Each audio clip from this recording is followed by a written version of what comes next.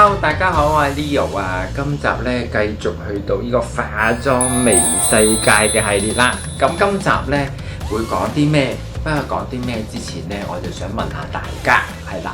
咁究竟咧，你想唔想你隻眼咧好似外國人咁靚，睫毛咁濃密？